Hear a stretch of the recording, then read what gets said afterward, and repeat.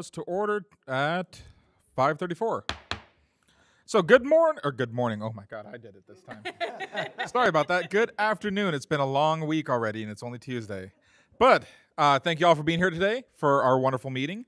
I'm going to go ahead and get us started by calling up Principal White here and some of his students to lead us in the Pledge of Allegiance. Remember the Pledge of Allegiance, right? All right. We see the flag. Okay. We're going to face the flag. Put our hands on the heart. Come on. Come on. All right. Here we go. Are we ready? You guys are 2, 3. I pledge allegiance to the flag of the United States of America and to the republic for which it stands, one nation, under God, indivisible, with liberty and justice for all.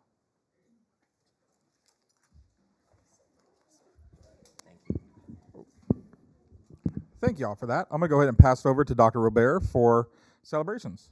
Actually, were you going to do the land acknowledgement? Oh, that's right. I completely spaced on that. My apologies. I completely spaced on that one. Give me a second. So, for our land acknowledgement, here we go. Arizona is home to 22 tribal nations. Osborne School District is situated on the homelands of the Akimel Odawa. Oh, wow, I cannot speak today. Sorry. The Akimel, Ohodom, and Peepash people. Osborne School District recognizes the original inhabitants of these lands and recognizes they still reside throughout the city of Phoenix. We recognize their wisdom, impact, and generosity towards us. Osborne School District is surrounded by the original Salt River canals that were constructed by the ancestral Sonoran Desert people, the Hohokam. These canals created a livelihood for the people and are still in use today. We acknowledge the modern indigenous people that inhabited this area as well as their Sonoran Desert ancestors, the Hohokam. And with that, I'd like to welcome everyone to this meeting as well, and invite Longview's principal, Mr. Ken White, to come forward and lead us in our presentation for the evening.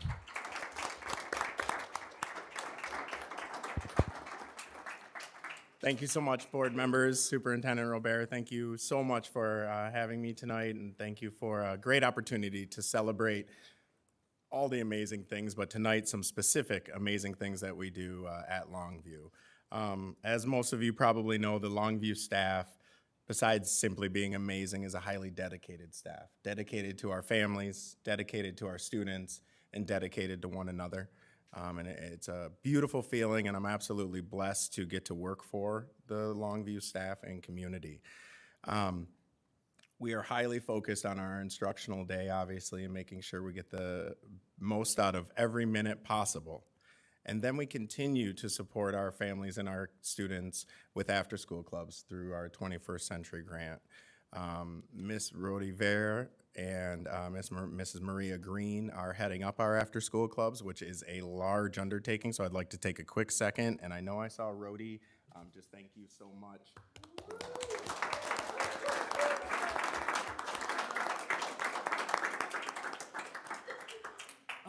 It's just a beautiful opportunity, and with all the different clubs that we do, there is one that really caught me off guard as I did my visit last year after being blessed enough to be named the principal for this year.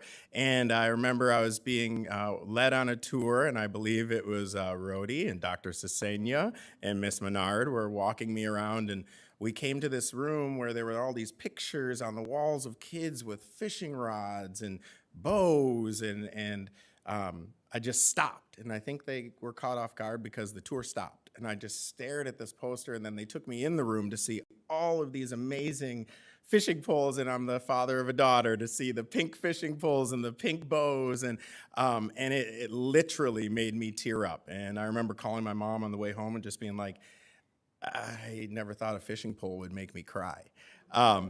And then it did become kind of a running joke between myself and Mr. Perez. It was literally like the next 3 or 4 times I happened to walk by or even stop in that room that it was just emotional for me. To see, you can see in the pictures the long-lasting effect that this particular club, it's our fish and wildlife club, but it's more than that. It teaches our kids oh so much, and I'm not going to steal Mr. Perez's thunder because I know he is really going to speak to what the program is, but what I can tell you is I am just so impressed with Mr. Perez, the students that he has in the clubs, and the way that you can see them grow socially, become more confident, become leaders of the school. And I think a couple of the pieces that have really impressed me are seeing older kids coming back and just checking in to see how the club is, and checking in with Mr. Perez and how he is still, they're in high school, and he's like, how are you doing? Are you making those good choices? And that is extremely special to me. Now, the other thing that was kind of the cherry on top was one day I was driving home and I noticed two kids walking down Indian School, both carrying fishing poles. And I had said to Mr. Perez, I explained to him, he named both of them, he knew who they were, and sure enough, you know, here are two kiddos after school headed out to go find a place to drop their lines, and it just really was this beautiful picture going right down Indian School. So I'm going to be quiet and hand this over to Mr. Perez, and he will share with you all the amazing things, and please be prepared because it is beautiful what he's doing for our community. Thank you.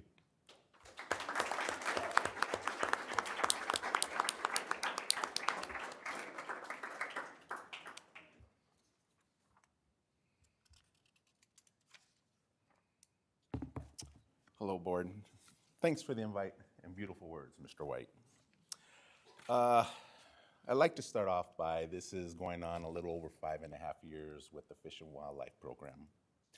And Mr. White is correct. We do witness students during the weekends carrying rods and reels up and down Indian School just to go catch and use their weekends for activities that take place rather than staying home. Just a brief history. The program started well over 5.5 years ago when two young boys, gonna get emotional. I knew the tissue was gonna come in handy. Asked me to teach them how to fish. I quickly told them, go tell their dad to teach them. They looked at me and said, we don't have a dad. I knew at that second, I think I could help them. With the approval of the board, district, Dr. Rober, and other staff members, I started the program on the understanding 6 to 10 kids participate. Well, unfortunately, there was not 6 to 10 kids. First lineups, 60 to 80. And ever since then, 60 to 80 sign up every quarter for the program. And this is where I had to act fast because they wanted in. The program, I needed to come up with rods, reels, items to help support the students. This is where Goodwill came in handy. Yard sales, purchasing it on my own until the word got out, and then the donations started coming in. Private donations from states as far as Wyoming, Kentucky, Ohio, Seattle, people who just donated items and say thank you for teaching the students outdoor life. Even within our community, we have our very own CORE Corporation, John Dowd, who has made kind donations through CORE, through the program, to help support the program to get good equipment, so I don't have to stay after school and keep repairing items that kids are practicing with, which things do break, but I fix them for the next group, next round. We have other private donations that come from our very own community. Sister community, Momani Pond owners, right there on 12th Street in Indian School, contribute. People who want to remain anonymous, and our own staff and faculty also donate into this program. Everything is made for the students. Anything the students need regarding outdoor, camping, fishing, it's theirs. All they have to do is ask. But it's never given, they earn it. We have fishing derbies that take place twice a year, maybe 3 times if we're lucky, depending on finances. With the support of our very own Phoenix Parks and Rec, Tammy.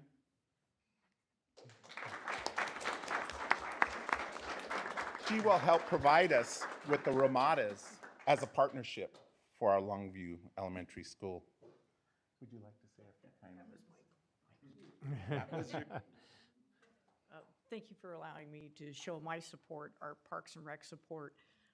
When Andy first came and asked about doing this program and it would culminate at the park, you could see, well, you can see the passion in this guy of what he's trying to do and what you are doing. Shouldn't just say try, you are doing. Parks are to be accessible. The whole idea for programs like what he does is paramount. And for us to be part of that, you know, we're supplying a park and giving that access. That's part of our mission, is safe and accessible places. To be the connector and helping with that, these types of programs are paramount. Not only does it show teamwork and all the things that go with it, but it's getting kids a chance to explore the world around them and not just be in a classroom. So anything that we can do, you can count on us with parks. I'm the, I should introduce myself. I'm Tammy Parker. When he first approached me, I was the rec coordinator too, and I've since moved into what essentially is the park manager position at Steel Indian School Park. So it is a pleasure to have the students there. They're very respectful of the park, and it's so fun to be able to watch them fish. A lot of them have never fished for the first time until they've dropped it in that lake, and to see a kid pull a fish out of there, and then the parent look at us going, "Now what do we do?" And so I mean, but that's what it's all about. So thank you for letting us show our support. Thank you.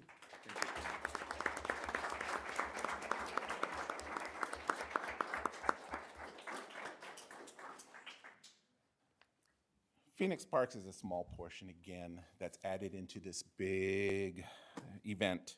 We also have a fishing derby at Lake Pleasant, and for the kindness of transportation, who provided us transportation to Lake Pleasant, is a blessing when you have 80 to 100 kids at the lake and everyone does exactly what they're told to do. Strict discipline, that's a big one with the program. Discipline is a must, and the students are told this when they sign up for their very first meeting.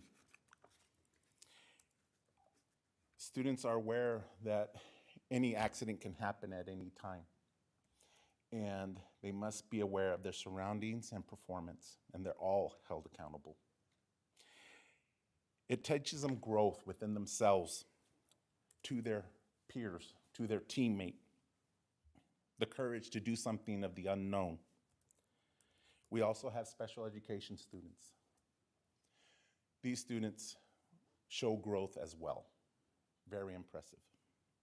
Some have vision impairment, emotional, and social disabilities, but they're all treated as families. And that's, I think, one of the big connections with this program. No one is going to talk about the way they look, how they talk, how they walk. If they can't run a mile, doesn't matter. As long as you participated with the team, you're part of the family, and everyone's respected. The program teaches skills, life-saving skills, not just fishing, live bait handling, dead bait, bring live big fish. When I go fishing, I freeze them and then take them to school, and the kids open them up and see what the fish were eating. As you can see in some of the pictures, all the heads are in, and then they get their own opportunity to put their hands in the bellies and scale the fish to learn how to do this, and it's amazing. Individuals who don't wish to touch any of this, that's okay. They're not put to the side. No, they have other jobs. The skills of hooking their bait. So when we have our derbies, Mr. Perez ain't there hooking and re-hooking 80 to 100 poles when the kids get stuck. They learn to do it themselves. There's also knife safety, fire safety, also known as controlled fire safety, map and compass headings. They learn their degree headings. Math is a big one in this area. They also learn tent and survival. The one reason of survival skills is something I hold dearly. There was a book I read called Death Clouds. Tucson, Arizona, 1958, 6 Boy Scouts went up a hill, 3 came back, 3 didn't survive because they were not prepared. So I go over those survival skills, from maps, how to read the weather. Don't put your tent there. Controlled safety fire, just with magnesium and strikers. There's no matches in this. And I try to get it on a rainy day so they could do it during a rainy day. And believe it or not, these students do succeed in starting a controlled safety fire on the grass in wet conditions. And they're timed. Because if you know something is coming, you need to be prepared.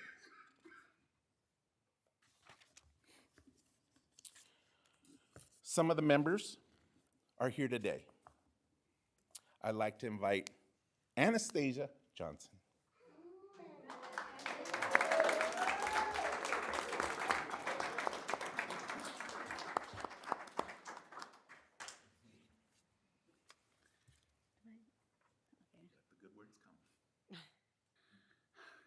Within my experience of the Fish and Wildlife program was from 2nd through 6th grade. When attending Longview Elementary, Mr. Perez taught myself and other students the fundamentals of fishing and other survival fundamentals. We learned to add things like bobbers, hooks, and bait to the fishing line, as throughout the program we learned how to properly clean and skin the fish, as well as learning to use compasses to find safety if ever lost, how to properly and safely start a fire in an emergency, as long as with archery skills along with many other survival skills and techniques, as we all learned to work together and help one another.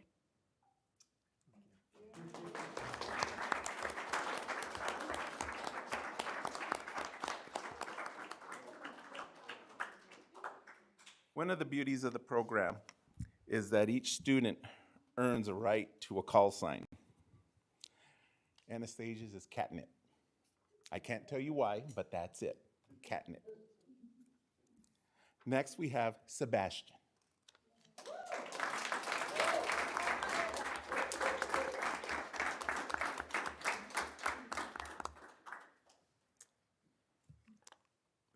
Okay, so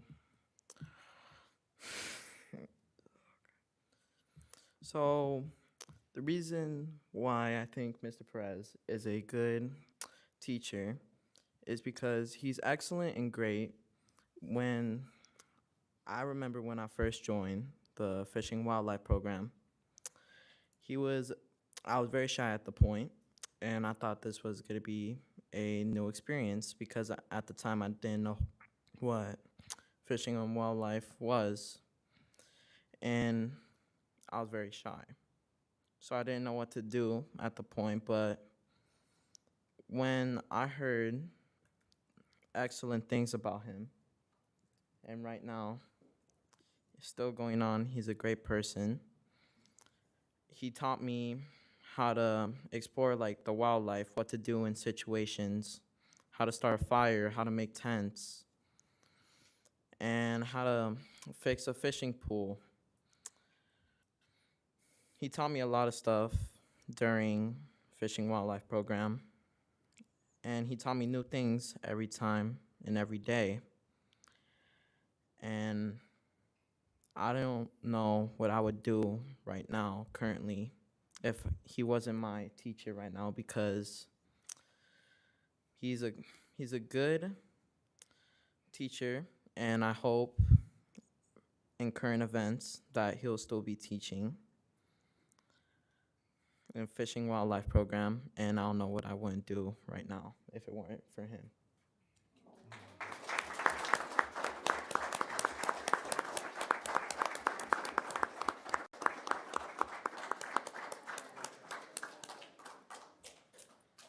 Thank you, Sebastian.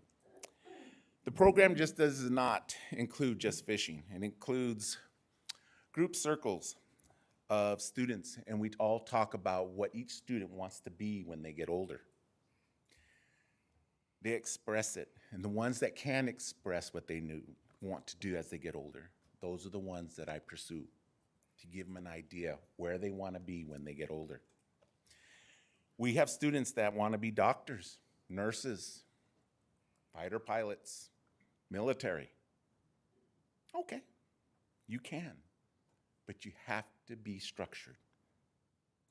With that, we have Mr. Fernando, who has helped me through the times of the program, our nurse at View Elementary.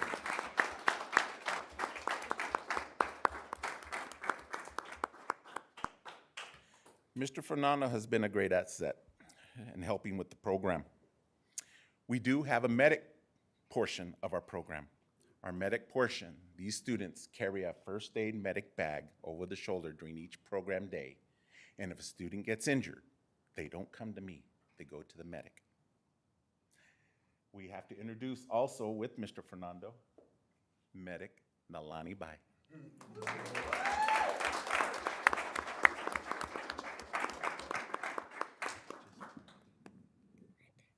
may begin.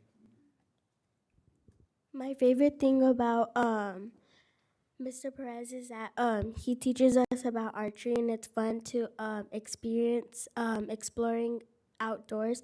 And we could also do the activities that he teaches us with our family. And sometimes on the weekends, I travel with my family, and I teach them how to survive in like the wild. And I tell my parents what I do and after school and fishing. And my favorite thing about fishing is archery because we get to explore through the outdoors, and we get to win prizes when we hit bullseye. And I like map and compass because you know where what the directions are.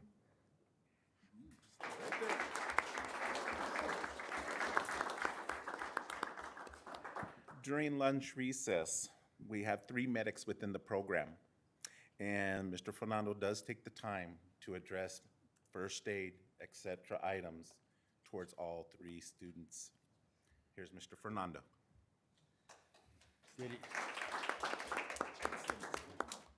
Good evening, ladies and gentlemen. My name is Fernando Magallanes. I am the school health tech over at Longview Elementary School. With my background in first aid, basic life-saving skills, and military background, I teach these kids basic life-saving skills they could encounter in the wild, such as scorpion bites, snake bites, cuts, bruises, trips, falls, hiking accidents. These things are a thing in the wild, and I instill this and I make sure they understand it. With the medics that I teach, I tell them and teach them how to fix what they can, and what they cannot fix, go get help. What's one of the things you do when someone's bleeding? We clean their cuts and put a Band-Aid on and give them ice. Basic skills that they can understand, and most of the kids that want to be medics in my program or Mr. Perez's program, when they say they want to be a nurse or a doctor, they just have this idea of what it is. What I teach them and what they do in the program is the experience that they get. They actually go out there, and if someone gets a scratch, what do? We bring them to your office. Or We help them. they help them. They put the Band-Aid on. They clean the wounds. They keep themselves safe by PPE, because a lot of people have, nasty germs, and I teach them to keep themselves clean. Hygiene is one of the big ones, especially in the wild, especially fishing, touching the fish, getting poked by the hook. Very infectious diseases can be brought up. So I teach these kids, the medics and the kids in the program, that there are situations that need to be addressed hygiene-wise. Oh, you got poked, it's getting red, it's starting to itch, it's starting to burn. What is it? Address it. And still that there are dangers out there, and they are comfortable with those dangers.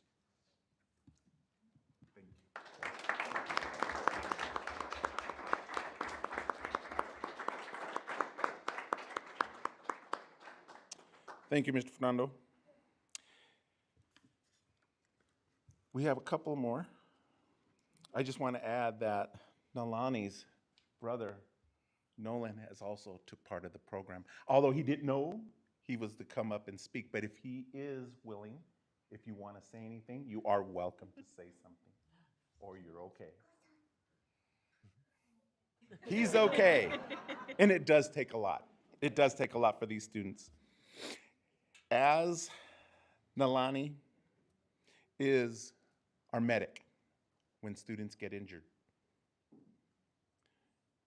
we do have a form of chain of command in the program. I have to have eyes at every moment. And this is where students are not, as you would say, running freely. I have Hector Delgado. He is also known as my Master Chief. He is the one to go to. He is the one to line them up, get them quiet, because time, students, come on down. Students want the program, they want to participate. And it is sad because at the end of the day, at 4:50, they don't want to go home. And you could see it. But there's another day.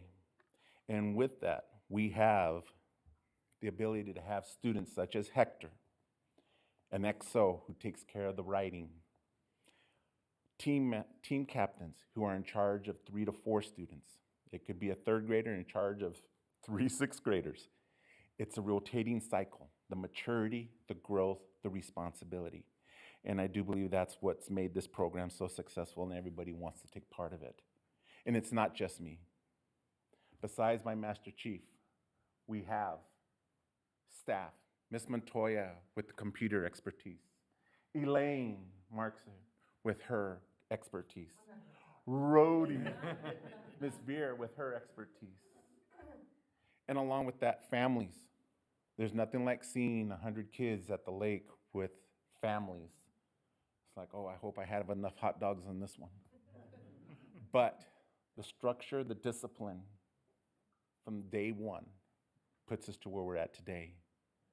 0 issues, 0 incidents, because everyone's held accountable. Not even with the program, also through their academics, in the classroom. If Hector sees something, he will approach it to me. I will tell him and advise him how to approach the student. Students who have multiple infractions, the program was assigned to them. I, myself, personally have never kicked a student out. They shall kick themselves out. Just like baseball. Strike 1, strike 2, strike 3, you're out. And when you're out for good. That's the structure of the program. And when you have 30 classmates, some who could be your friends, voting you, okay, you're happy, give them a chance, or you're out. And this is for boys and girls. It changes you really fast. And that's why, again, the program is so successful. I remember Hector coming to me, wanting to know when he can sign up. And it happens every day. And we even had some this week, just pass, adamant of wanting to sign up. Well, it's you and 80 others. I could only take 20 to 25 by myself. Hector helps alleviate that, along with my XO and team leaders to help support each student and keep the program safe. Hector, your experience. My experience from the program is I had a lot of fun in the program because I got to learn how to use a compound bow. I learned my north, right, south, east, and west. And I also learned how to do a safety control fire. What I enjoy the most about the program is archery, because at my other school, we never had anything like that. It was just an after school where they would take care of us. But in this school, I had a lot of fun, and I'm hoping to learn more other stuff.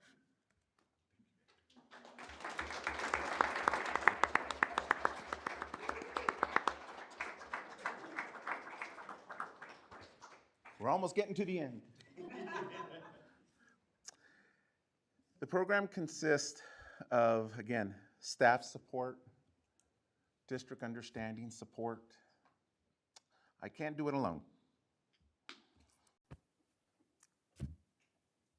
Phew. This was going to come in handy. Along with the support of my fiance, Amanda, sitting in the back.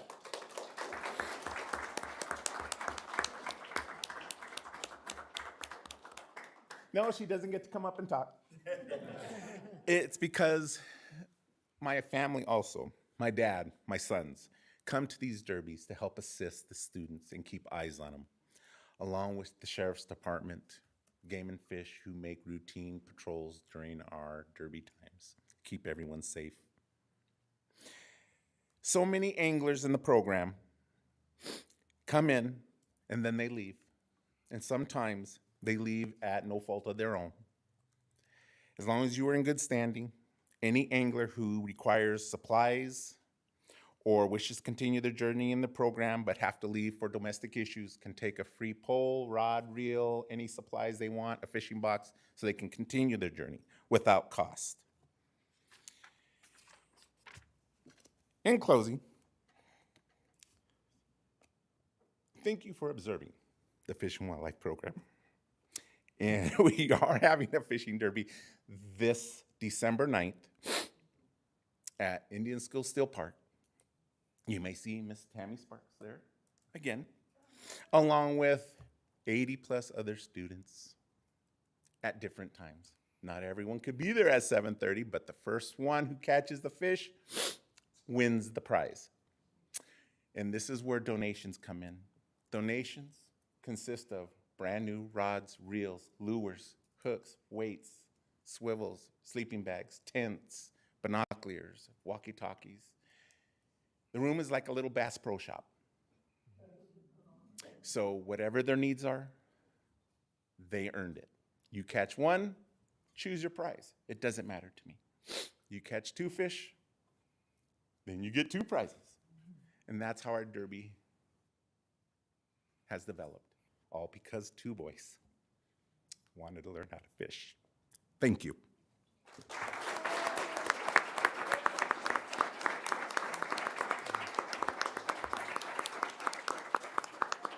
Now we have questions. Yes. Is there any Any questions, questions? comments? No questions. This is truly touching. I've seen on our previous board documents donations for fishing rods, and I was like, I don't know why we need fishing rods, but now I get it. Yes.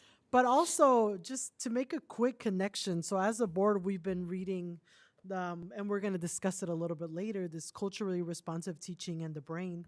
And it actually, in chapter 3, it talked about finding time in nature and meditating. So you're teaching our students, all of these wonderful things that I know my parents were not nature people, so I didn't get to be in nature until I grew older, and my wife was the one who taught me everything.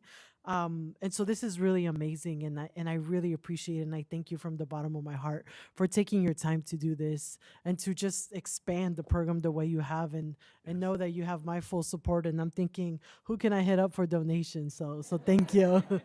And just to touch on that, and yes, I've traveled to Globe, Miami, Wickenburg in my own personal vehicle to pick up donations that a lot of anglers have heard about the program and want to pass on their equipment.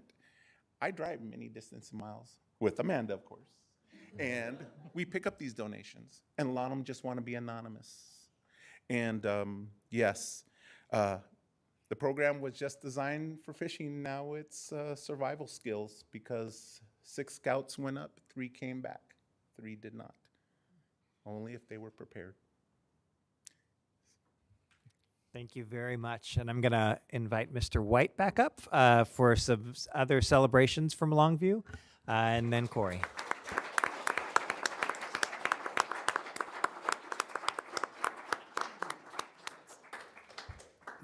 So I've been to a Bass Pro Shop. I've never cried there. I cry in his room all the time. Tears of joy. I am struggling with this, so we're just going to hold it. You look like you wanted to help me, Jamal. No, you don't.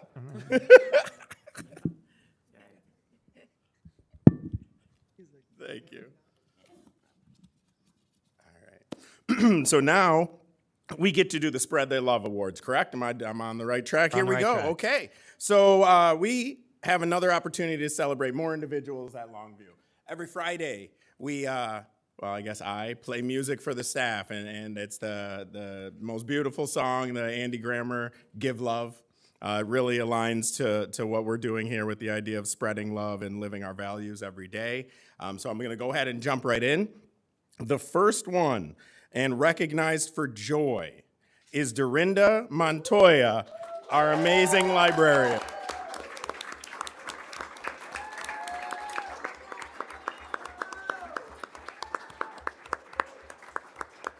Dorinda, thank you so much for everything you do and how much you hassle me every day. I greatly appreciate it. You keep me feeling young and on my toes, and the amazing things you do for all of our kiddos every single day. Thank you so much. It's an honor to work for you.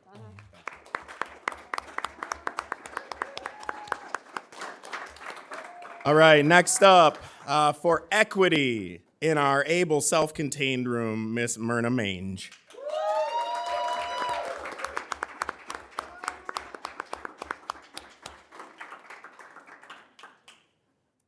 Miss Mange, thank you so much for your patience and all that you do for all of our kids to let them know, no matter what, we're all family and we all take care of each other. So thank you. You're amazing. Thank you so much.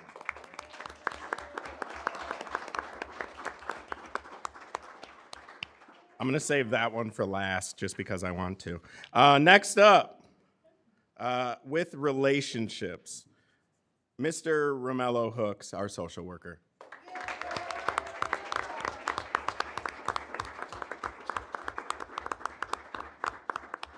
Mr. Hooks, thank you for everything you do for our kids, our families. I love how they're all looking for you and you're always there for them, and I love when they confuse me for you.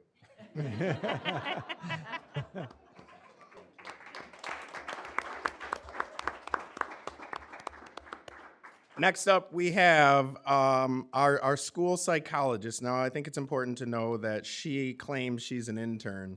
I told her she needs to drop that statement, and I love that she did. And she's an amazing individual, Miss Alexis Smith, our school psychologist.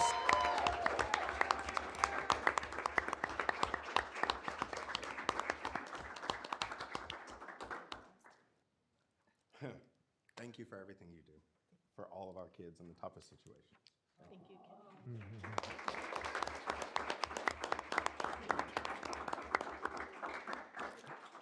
Last but not least, I have for growth, and I do apologize, kind of, not really, but the emotions, boy, Dr. Sesenia, our MTSS specialist.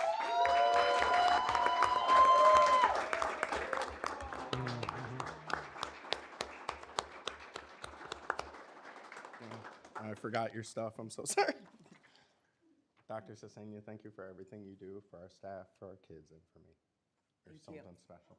Thank you.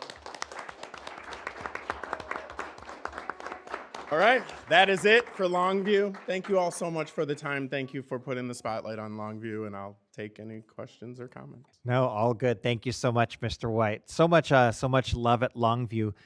Corey's going to be coming up in a minute to do some. Yeah. Oh, you have a student that, okay. Yeah, come on up. Yes.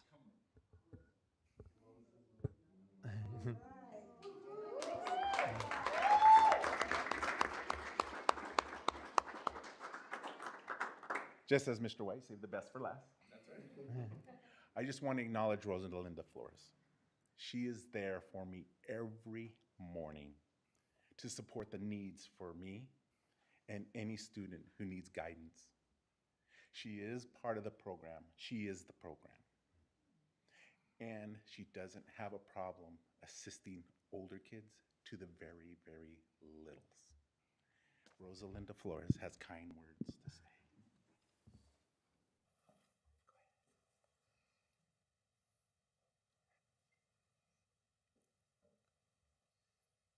I like this program because Mr. Perez teaches archery. That makes me really happy.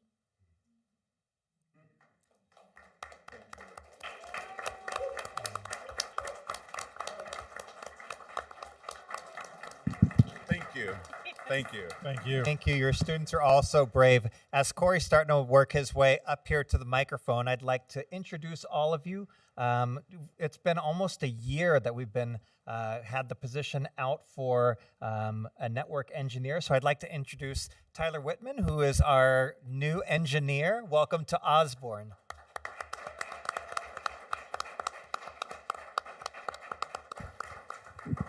Hello, Governing Board. Good evening. My name is Tyler Whitman. I am the new district engineer for the District of Osborne. I've been here for about 5 weeks now, and honestly, I can say that I absolutely love being here. I love being able to learn new things each day.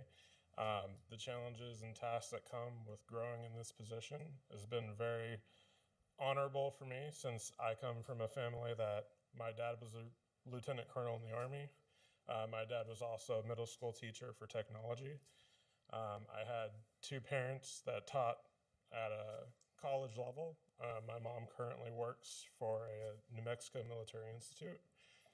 So I come from a long line of teachers, and that's always been something that's important to me.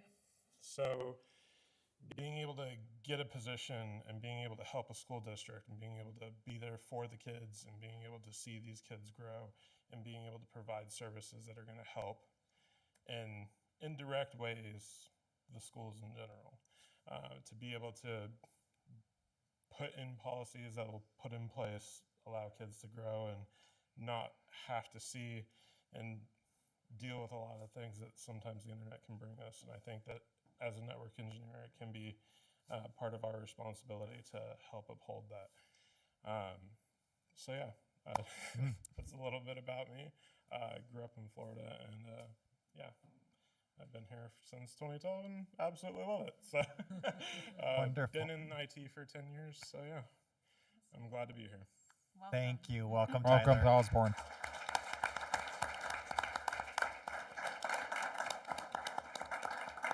When we get to administrative reports, Corey's going to be giving a presentation about child nutrition, but he also has some spread level awards. So rather than have staff have to wait until later in the meeting, we thought we'd do his spread level awards. One of our board members is going to help us out with some translations during this portion of the meeting as well. So Corey, it's all yours. Thank you. So the way that we did this was I reached out to the team and I just asked for nominations from each one of our locations. So we have 3 who were not able to be here for various reasons, but I do have Griselda, Griselda Gonzalez, if she could come up front. And Corey, is it from everything that you say from now is what you want translated? Yes. Okay. Yes. Yeah. So if would you mind helping? Yeah, me of course. If translate? you could do one sentence at a time, that would be amazing. Oh, okay. All right. 1 to 2 sentences. Oh, okay. I do this often, so I should be better. Okay. Very good at it. So Griselda is she works at OMS, and she is the one. If you've ever been at OMS and seen our salad bar, it's very beautiful, and this is Griselda's work. Griselda trabaja en OMS, en la secundaria que tenemos aquí, y si han estado en esa escuela y han visto la barra de ensaladas, ese es el trabajo que ella hace. And I know that I can always count on Griselda to come to work with a smile, always make, the food look appetizing, which is very important for our children. And she has been nominated for integrity because of this. Yo sé que siempre puedo contar en Griselda y siempre llega al trabajo con una gran sonrisa. Siempre hace que la comida se vea atractiva para que los estudiantes puedan comer, que es algo muy importante. Y a ella la han nominado a sus compañeros por integridad. And so I'd like to read a couple of her peers have wrote something about her and why they nominated her. Sus compañeros han escrito algo sobre ella y por qué la nominaron, y hoy lo voy a leer. I nominate Griselda for integrity because she always follows the rules of the school district and does her job with quality, no matter the situation, whether or not she's being supervised. Nomino a Griselda para integridad porque ella siempre sigue las reglas del distrito. Can you repeat after integrity? Sure. I mean, yes. after following the rules. Following the rules of the school district and does her job with quality, no matter the situation, Y hace su trabajo con cualidad, no importa la situación, even if she's being supervised or not. aunque esté siendo supervisada o no. Griselda puts, this is another person, Griselda puts her all into her work. Otra persona escribió, Griselda pone todo hacia su trabajo. We can trust her to give it her all and do the right thing. Podemos confiar que da su todo y que hace lo correcto. She is reliable and helpful to everyone around her. Ella le ayuda a todos los que están a su alrededor y pueden depender en ella. We are grateful for her patience and being able to be flexible when unexpected obstacles arise. Estamos agradecidos por su paciencia y porque podemos depender en ella cuando cosas suceden que no esperamos. She does this with all with grace and a smile on her face. Hace todo esto con gracia y con una sonrisa en su cara. Yes. So, Griselda, thank you very much. Muchas gracias, Griselda.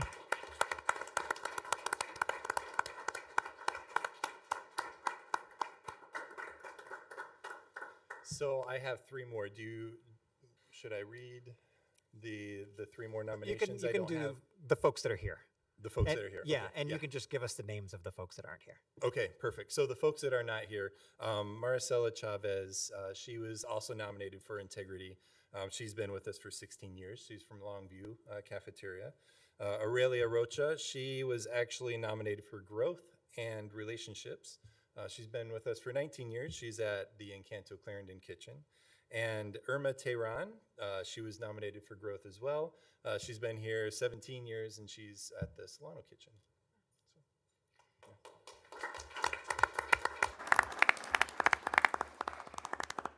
And we're just about at the point where we're going to take a break. But one last celebration that I think is critically important is to our community. We'd like to say a tremendous thank you to the Osborne community. This month, we had both an override and a bond election that were up. Not only did 75% of our community vote in favor of that, and in total dollars, it's about $111 million that are going to be coming into our community over the next 5 to 7 years, maybe a little longer for the bond projects. But this is also just unheard of numbers throughout the county. The highest numbers, again, here in Osborne within Maricopa County. So we're just super grateful to the Osborne community, always getting behind us. But it took a lot of work, and so I'd like to thank these governing board members for being out there. We've got folks that are out here that have been supporting us, walked with us. Thank you to Core Construction. I know you guys were out there for us multiple times, walking the neighborhood. Our political action committee that did a lot of work over the past 6 months. It was a 6-month endeavor. And the Osborne Education Association. Our staff walked more than anybody within this district. So we're very grateful to this entire community, from those that live here to those that work here. And you can put us in recess for a little bit. Yes, I'm going to go ahead and call a 5-minute recess, let people take pictures, and then we'll come back. I know the rest of the meeting just some quick action items, so if you want to stay around for the boring stuff, we got all the very happy stuff out of the way. So, I mean, I'm just still a little awestruck with the fishing club. So, but yeah, thank y'all for showing up. Calling a 5-minute recess. We'll be back at 6:28.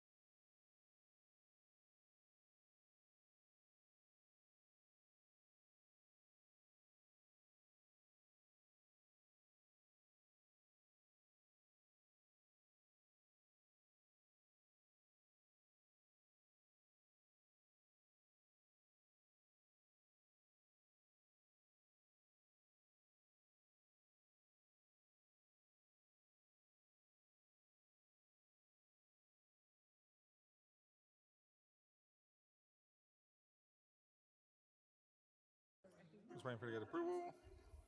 All right, I'm going to go ahead and call us on back here to order at 6:31. So we're going to go ahead and move forward with this, even though we have two members who were telling me they want a really long meeting because they did their homework and trying to say I didn't. I did do the reading for the record. So we're going to go ahead and move forward to the consent agenda. Any questions on our consent agenda? Okay. Seeing none, I'm going to go ahead and call for a motion, but I'd like to pull one item from the consent agenda, actually. It's item I-1, which is the approval of the MOU and lease agreement with Amazing Arts. And we'll talk about it in a minute, but as you make a motion, it'll be a motion to approve the consent agenda with that exception. I move to approve the motion. Do we have to say? You don't have to say all Yeah, that, just yeah. as long as you acknowledge it. Yeah. Okay, I'll second the motion. it's been moved and seconded, so that passes with with pulling I-1. We got the motion in the second, but you need to call for the vote. Oh, call for the vote. Sorry, calling for the vote. Aye. Aye. Any nays? Seeing none, the motion does actually pass this time. All right. Now I'd like to pull up item I-1, which is the approval of the MOU and lease agreement with Amazing Arts. There's not going to be any significant change to the MOU itself. All the terms are going to remain the same. There's just a change in the lease amount, which is going to be waiving the fees for rent, but we're still needing to charge for all of our custodial and utilities and things like that. So the amount that was on there was for $1,250, and I believe, Colleen, the new amount is for $950. So that it's approval of the lease. It's just the dollar amount that's changing. Can we make a motion to approve that with the changes? As amended, yeah. Yes. Okay. All right. I'm going to call for a motion. All right. Motion to approve with the changes. I second. It's been motioned and seconded. Calling for a vote. Aye. Aye. Aye. Any nays? Seeing none, motion passes. Thank you. All right, moving forward, we're going to go ahead and go to call to the public. Any calls to the public at this moment? No. Sounds good. Thank you. I'm going to go ahead and ask for Corey to come back up for a presentation about child nutrition.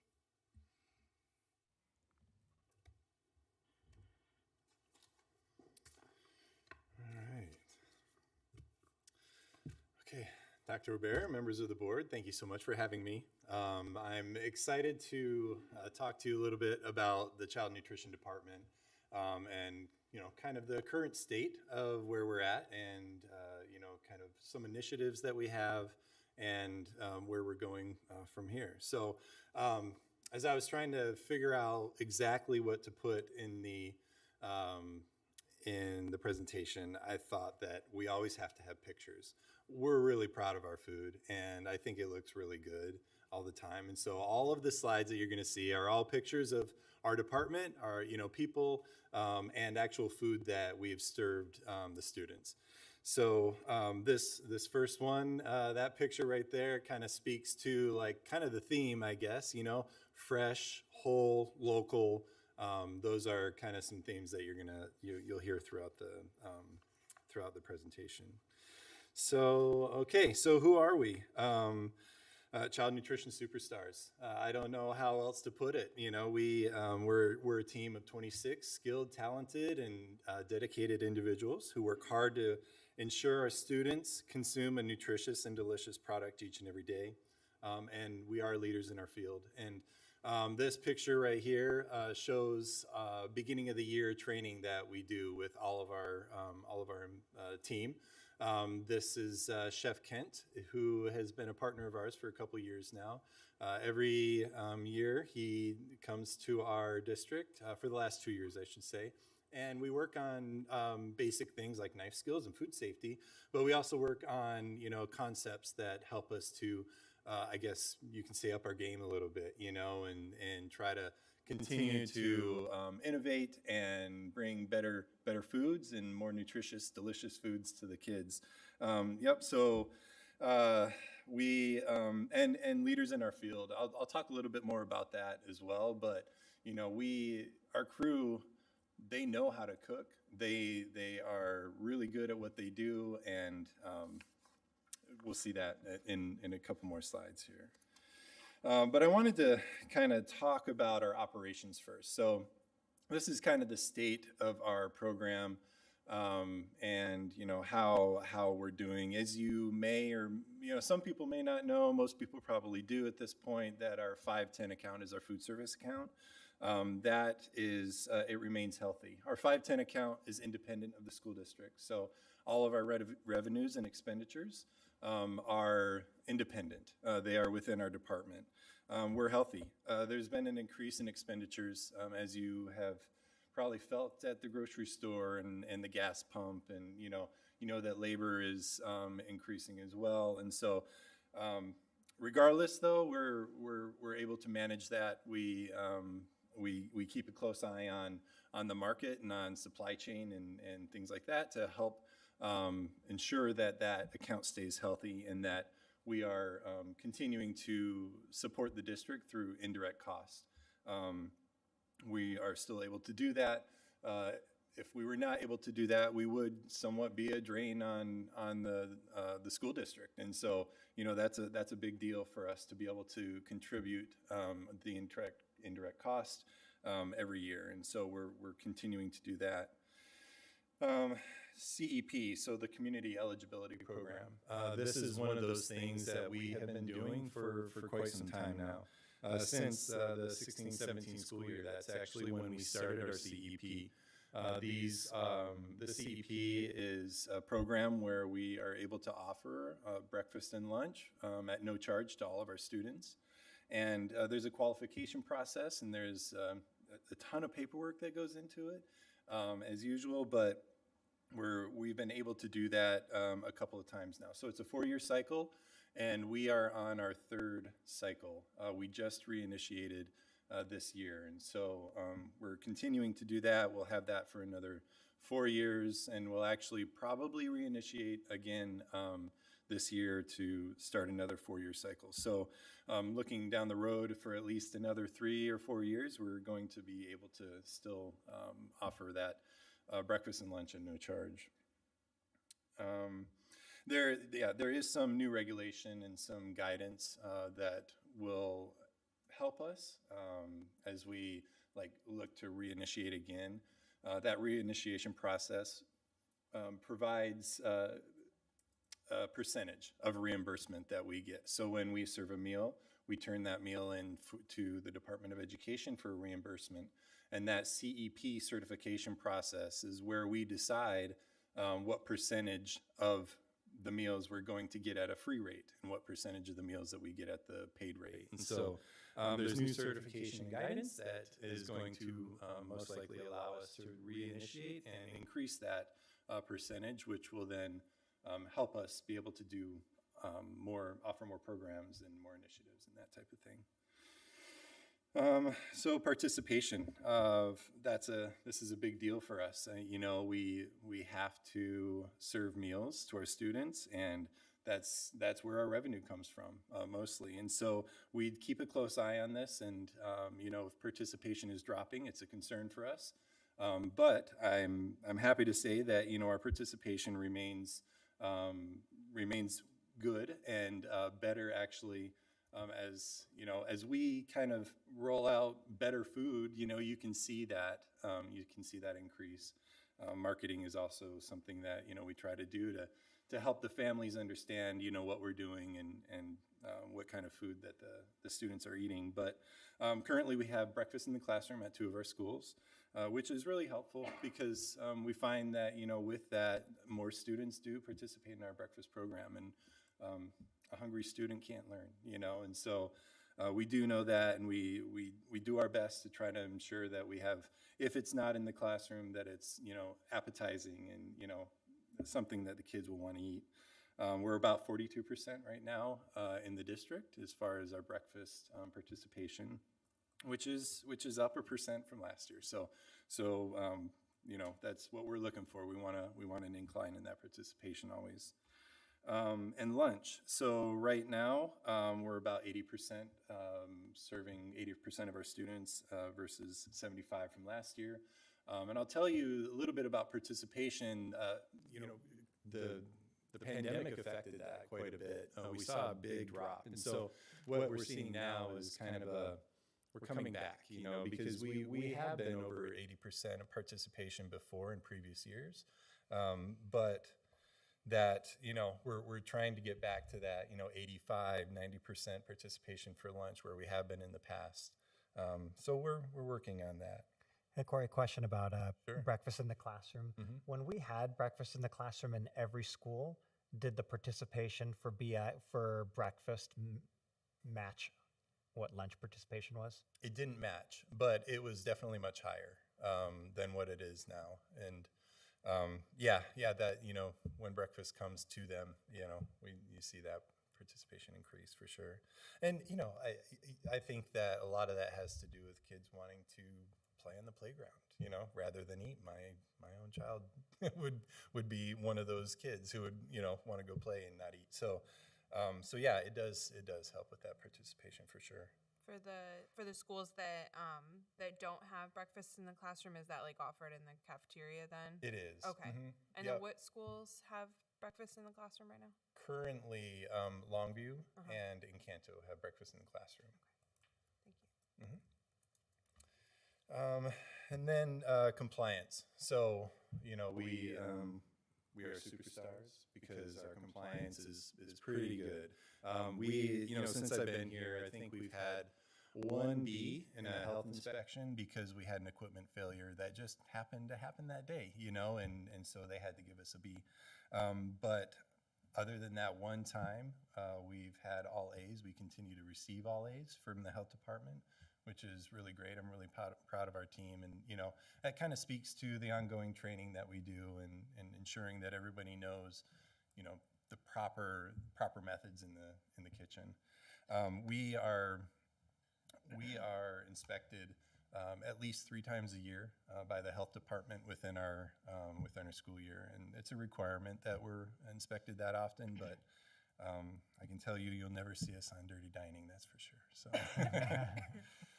But, those inspections are actually, the ones that are being done in the school and in healthcare facilities are actually a lot more intense, and they're more involved. And so it's a strict, strict regulations that we have to abide by.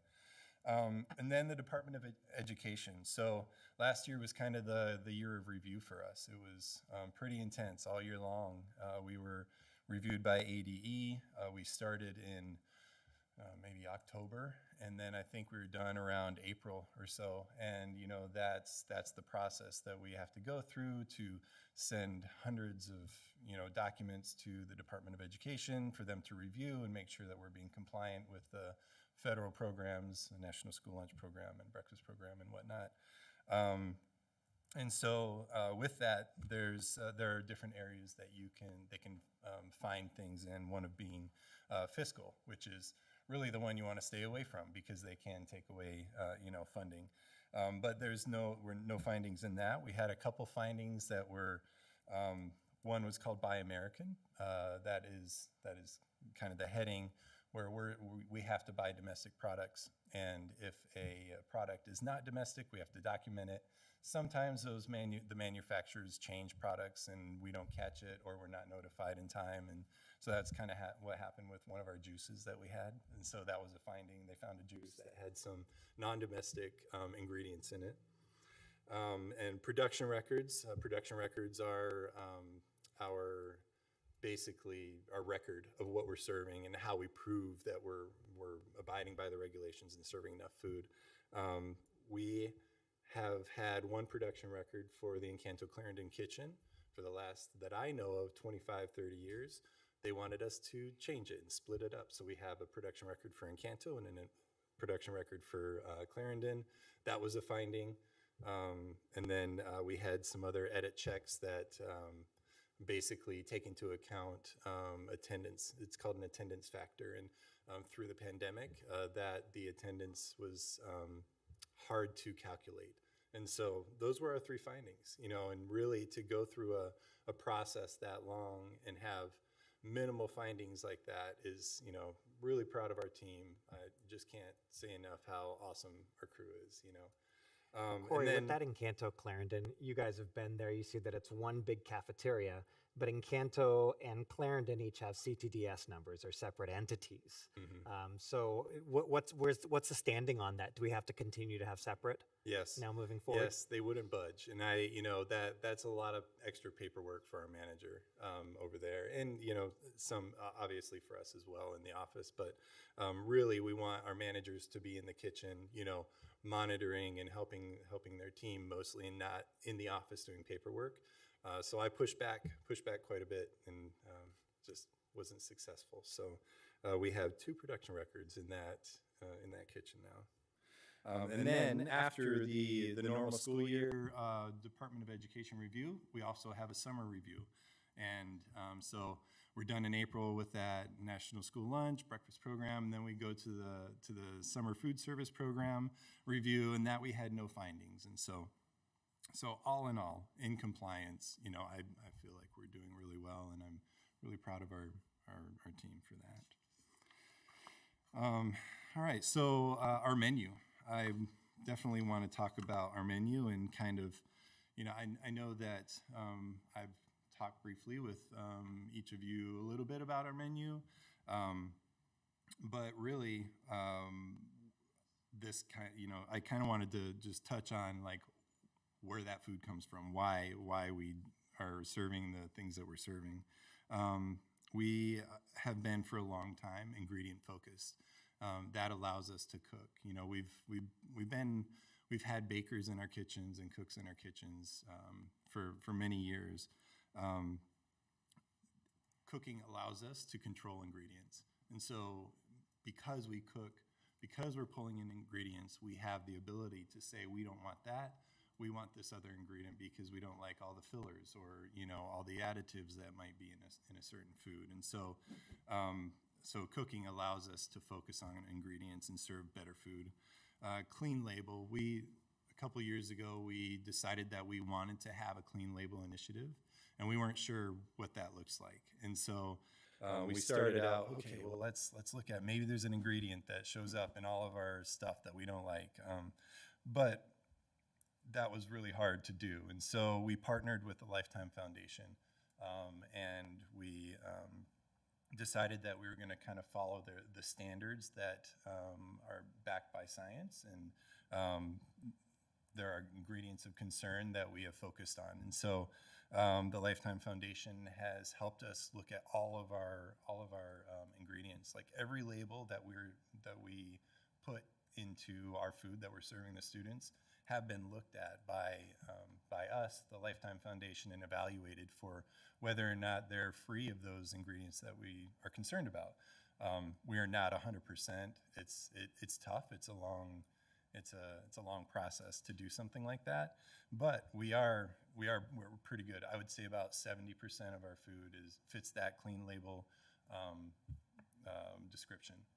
So, but we did that with, you know, the Lifetime Foundation, which was really nice. Out of that, we have also been kind of one of the, well, not kind of, but we are one of the school districts that have been part of this guide that helps other school districts purchase better food. It's called Ingredient Guide for Better School Food Purchasing.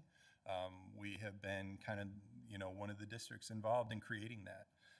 We've also been involved in creating an online tool to help other districts who don't have a clean label initiative to better evaluate their labels and the food that they're serving. And then we've also been on this. I mean, it's a movement that we're a part of, you know. And so Aspen Mojave is our co-op that we purchased through, and within the last couple of years, they now have a clean label, designated clean label database that, you know, schools can look on to order clean label foods. And so we, you know, that clean label initiative is just been in the works for a long time, and, you know, we're proud that we're part of that movement. Scratch made, I can't get away from chicken pot pie. It's not one of our most popular items, but man, I tell you, when a kid comes through the line and they go, "Oh, pot pie," it makes me really happy, because some people are like, it's not a good seller. And I'm like, but I know that there are kids out there who just really love it, so we're keeping it, I'm really proud of something like that we cook from scratch. And obviously our bakers in our kitchens, cooking our rolls and our buns and muffins and that kind of thing. We continue to work with, as you saw in the beginning, Chef Kent is one of those, partners that we work with to continue to increase our scratch cooking and offer more scratch cooking items. And local, we have been for a few years trying to focus on, our purchasing local, which helps our local economy. We receive federal dollars, and so it's important for us to accept those federal dollars and keep it within our community. And so we've worked really hard to identify local ingredients or local items to purchase and bring into the school district for that reason. So I wanted to talk a little bit more about local, just because it's kind of one of those things that I feel like people are hearing a lot about. For us, we've again been doing this local thing for a while. One of the more fun things that we do is the Farm Fresh Challenge. We just completed another one. There's another one that's going to come in the spring, summertime, that we're going to do. And we had 3 requirements: taste, teach, and connect Arizona. And we continue to participate in this and go for the gold. We go for platinum if it's offered, and it wasn't offered this time, so we went for gold. And so, we continue to take on that challenge and try to prove almost to other districts that you can do it. This is not something that is so far-fetched. Whether you do it on a small scale at one school or you do it district-wide, it's still possible to purchase local and, continue that movement. One of the things that we've done is also bring in more native ingredients. And we've partnered with ADE and Blue Watermelon and some other partnerships that we have to create native dishes. So like that bread right there is made with the white Sonora wheat, which comes from a local farm. So, we continue to try to do that. We would like to increase those native ingredients and purchase from our local farms a little bit more. But that is something that we, work with Salt River schools, for instance, to, get their input on ingredients and, recipes and that kind of thing. Sun Produce, this is a connection that we have that is, Sun Produce is a co-op. And so they work with a lot of local farms. Ramona Farms is one of them. Blue Sky. There's multiple farms that they work with, but we are purchasing through them most of the time with our local food purchases, just because there's that network is so great, and so if one farm doesn't have, apples, another farm will. And Cindy Gentry at, this co-op, the person that leads it, is able to help us find those and make sure that we're able to purchase local through Sun Produce. There's a new initiative. There's some money from ADE called Local Food for Schools. LFS is the abbreviation that they're using. And there's some federal dollars that have come into Arizona. And if we purchase locally, we can submit for reimbursement. So it's a really great thing this year that we're doing. So we've set up, we met with some farmers and Cindy and some farmers last spring and came up with a couple dates where, we're going to bring in local ingredients for the whole school district. And the next one is on December 1st. We're bringing in red apples. I think they're coming from Wilcox. And all of our schools are going to get them, and all of our students will be able to taste them. And, so that's a really fun thing. We did watermelon the first day of school. That was a lot of fun. It's a lot of fun for me to be able to, work with the farms and, be able to support them and make those connections and, hopefully connect the students also to the local the local farms. And then local is also being done through Stern DoD. So that's a Department of Defense. That's where we get a lot of our produce. We're allocated money every year by the federal government, and we have to spend it in certain ways. And so Stern, we look at the local items on Stern. We bring those in. We look at local items on Shamrock, and we bring those in. So we're doing a lot of work in a lot of different areas in order to, support our local economy, purchase local, keep the federal dollars here, and it's all benefiting the students. And then partnerships. I wanted to talk a little bit about partnerships. Kind of that movement that I was talking about with scratch cooking, local foods, and that type of thing. Out of this Lifetime Foundation partnership is now this organization. It's a collective called Scratchworks. It's a collective of school food professionals and nonprofits who are paving the way for better food in schools. In Osborne, we attended the first gathering, as we call it, and we are one of the model districts for others who want to do more scratch cooking and better ingredients for their students. And this is a really neat thing because we find there's a lot of districts or a lot of child nutrition departments that are trying to do this, but we're all doing it in silos. And so this Scratchworks is kind of making those connections with other districts and really kind of helping that movement along and showing other people that they really can do this for their students. Talked a lot about Lifetime Foundation, but this was a partnership that was supposed to be 3 years. It's turned into many more years than that, but due to the pandemic. But we're still partnering with them. We're also working with Blue Watermelon and ADE. They have Chef in the Garden programs, which is really great. Mark Diet at Encanto is really awesome in doing that. But we're also, we've done a video for the Chef in the Garden and did a recipe, and so that partnership is a lot of fun.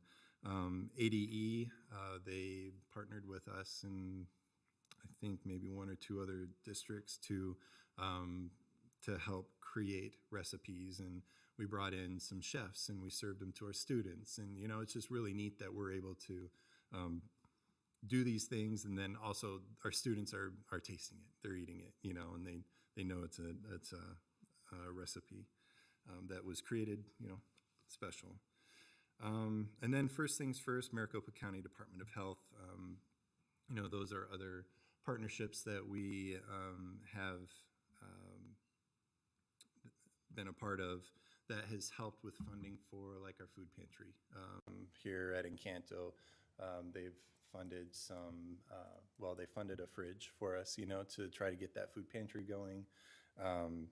They are also, they have some marketing material and some signs you see, they're also partners that help us hopefully increase access to food for our community. And then there's, the Department of Health, nutrition education is another thing that they're going to help us with, in the future.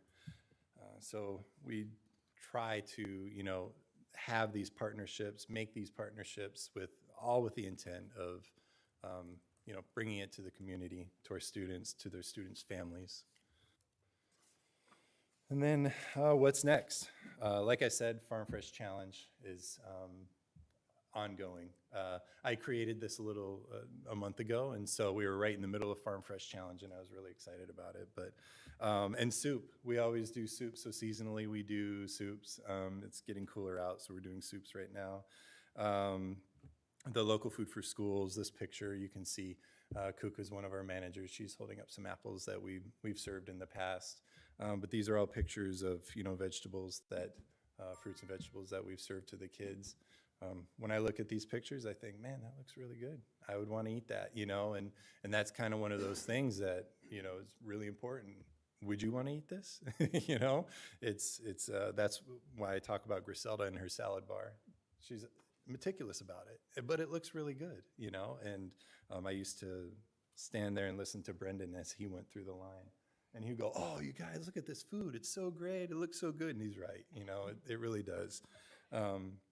But again, that local food purchasing is going to happen. We're going to do strawberries February 27, rainbow carrots April 4th, and hummus on the 13th. But these apples, strawberries, and rainbow carrots, those are being grown for us because we did that planning last year in the spring. So it's pretty neat. The CEP reinitiation, again, I kind of touched on it earlier, but ideally, we reinitiate that and increase that funding that we have to do, other more initiatives and bring more things to our students. And then community engagement. So we have some plans for, a series that we want to do next year that would be open to the community. So parents, teachers, staff. We want to do more of that, and so we're working on that right now, and that'll be coming soon. But we're working on some wellness days with HR, for instance, is something that we just talked about today. But all of these things, we're trying to increase that that connection with our community, and then I think that's it. That's it, yeah. And then some more just awesome pictures of food that we've served to our students. So that's it. Well, to our students and to us as well. Yeah. I know. Where's the samples? Show us all these beautiful You showed us pictures. this, and I wanted pizza. Or wait, you're going to talk about the food and not bring us a sample? No cookies, none of that, strawberry with short, or, rosemary and whatnot. That stuff was good, just saying. Yeah. Any questions, comments from the board? I just want to say, Corey, I think that under your leadership that you and your team have just done a phenomenal job. I have never seen a child nutrition department anywhere in any district that is even comes close to how amazing the one is in Osborne. I have had several people from other districts reach out. They've seen what's happening on social media, and they're like, we want our food to look like that. We want to serve our kids that food. We want to be, how do you guys do it? So awesome. I this summer came to OMS and when they were doing the lunches with my family, and the kids were super excited about it. The food was great. Everybody was very positive and upbeat. And so I just think that you're doing truly an amazing job. Thank you. Thank you. Really appreciate that. And quite a few times during your presentation, you use the word movement, and that's what it really feels like. Like you can hear it, you can see it, not just from Corey, from the whole department, and like it really is it's work that's like a social change, like trying to educate and bring the whole community, towards healthy living.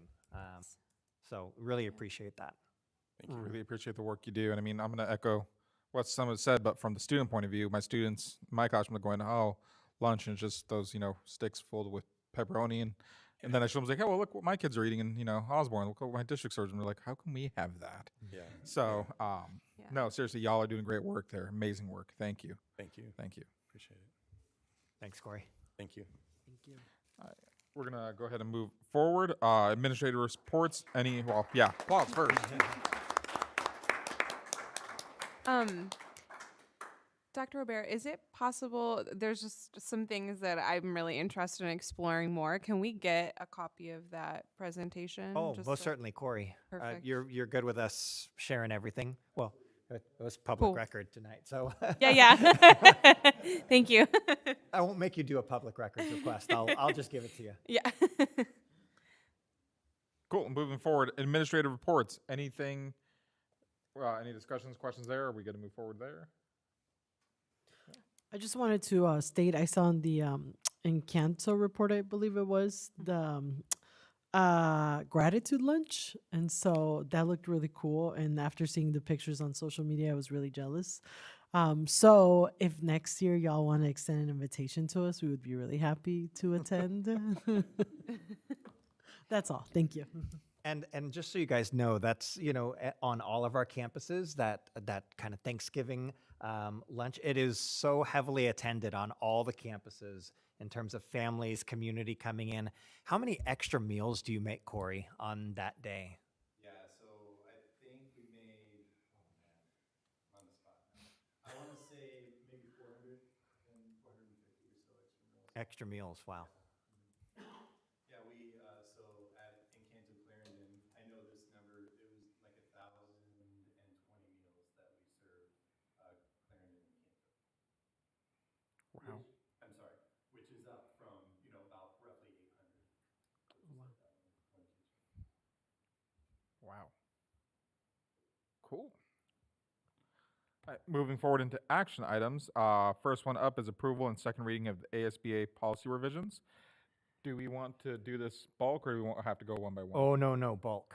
So yeah, you're approving all of those. We did this last time. Yeah, We had double the checking. first reading. Same recommendations in terms of which ones to approve, which ones not to approve. Just to state for the record, they're all listed there. Yep. The recommendation is to approve the policies are listed, and then I have a set of recommendations. So when you make a motion, you can say, move to approve the policies as recommended.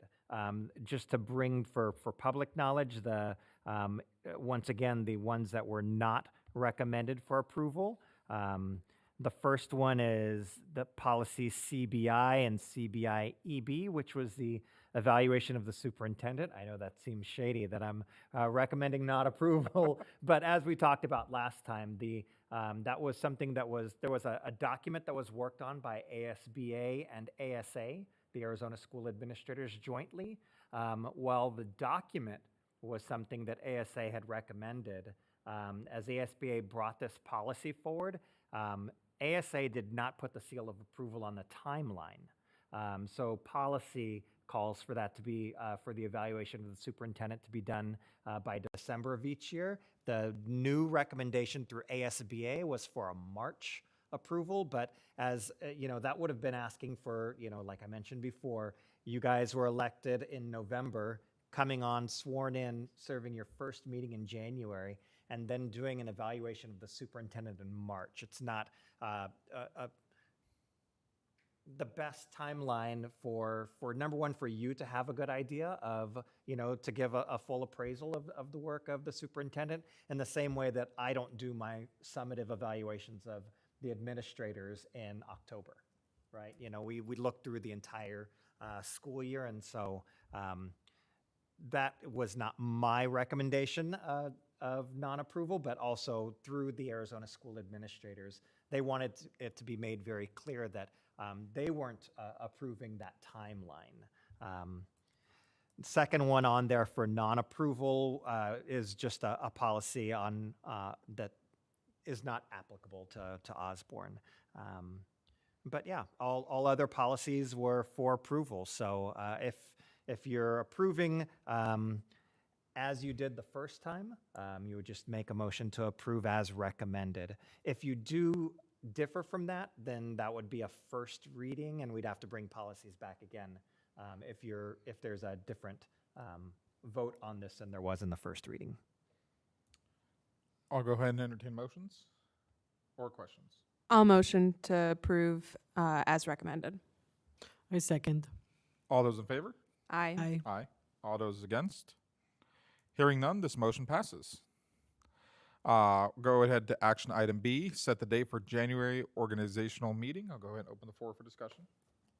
Did Ed share anything just as we're making? Anything different than what the recommendation was? Yeah. On this? No, he didn't. Did he share something with you in terms of anything different? Okay, so one of the policies that you've recently approved, policy BDA, which is the board organizational meeting. Policy used to be that it had to be approved by January 15th. New policy says it has to be done by the end of January. Just with the way vacations fall this year, we don't come back to school until January 8th. So calling for a meeting that week and then having our regular meeting, my recommendation is that we do the board organizational meeting on the regular board meeting in January, which would be the third Tuesday, January 16th, 2024. Then we would begin that meeting with reorganization, which is the election of president, clerk, and then we would just hold our regular meeting, go right into our consent agenda and hold all other action items later in the meeting, but start off with the organization and then run a regular meeting after that. Does that work for you? If that works, no other comments, I'll entertain a motion. I move to approve item B. Item B. I'll second. It's been motioned and seconded. All those in favor? Aye. Aye. All those against? Hearing none, this motion is passed. We're going to go ahead and move forward to board development. If there's any interest in attending the ASBA ASA annual conference, I'm going to go ahead and say what was normally said, let Lisa know. That's coming up December 6th through the 8th. The NSBA annual conference is in New Orleans. Again, go ahead and let Lisa know if you're interested. I'm going to go ahead and table the discussion of our reading. Again, I did my homework. I did the reading. They're just trying to call me out for something I did do. You're outing yourself on this. They I didn't did say the reading. anything during the meeting. They said it to me in private, and I'm just teasing them for it. I'm like, I did the reading. Come on, I'm a good teacher sometimes. Just shows all the love we have for each other.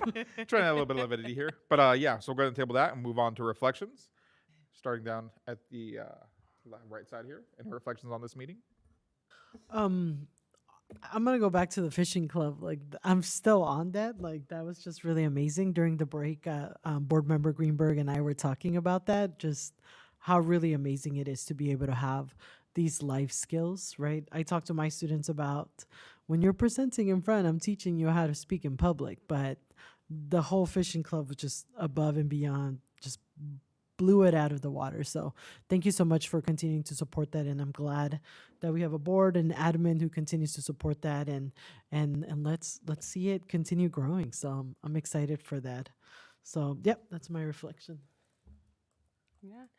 I would second that. And then again, with our nutrition department, we have so many offerings here in Osborne that, look at not just, the academics, but what are our kids eating? Where do they go after school? Are they getting, we don't want just like they go somewhere after school and they're safe. We want them to be enriched. We want them to have opportunities to engage with their peers, learn new things.